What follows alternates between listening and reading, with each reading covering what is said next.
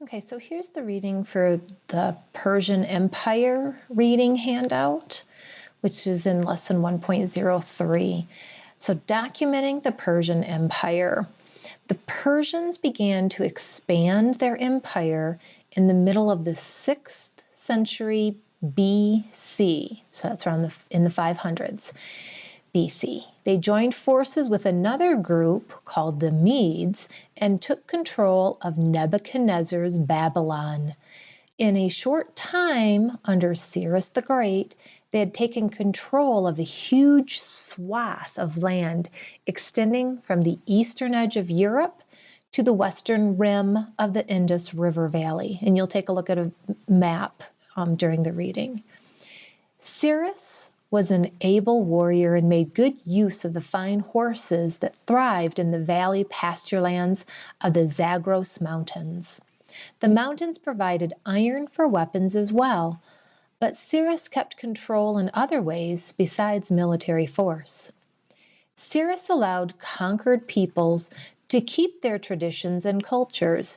He prayed to the Babylonian god Marduk and began the rebuilding of the Hebrew temple in Jerusalem.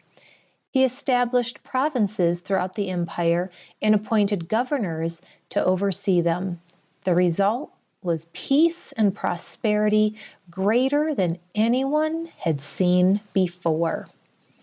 After Cyrus died while fighting a battle east of the Hindu Kush mountains near India, his son came to power. Cyrus's son added Egypt to the growing empire, but died soon afterward. His successor was Darius. Darius continued the policy of dividing the empire into provinces and sent a satrap, usually someone of royal or noble blood, to each province. But Darius didn't leave the satraps unsupervised. Inspectors followed them, and secretaries used the official language of Aramaic to communicate with Darius. Using roads that were better than any built before that time, messengers traveled as much as 200 miles in a day.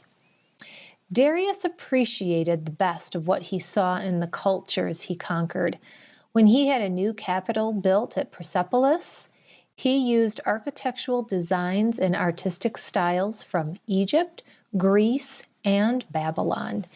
He introduced Indian religions into the Persian religion and brought farming techniques from Babylon to Central Asia.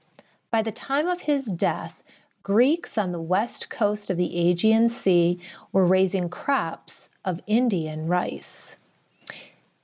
And you are a record keeper for your city.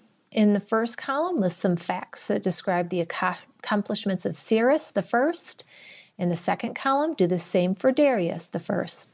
Keep in mind that you are a Persian and are proud of your people, culture, and leaders. So what's the difference between Cyrus and Darius?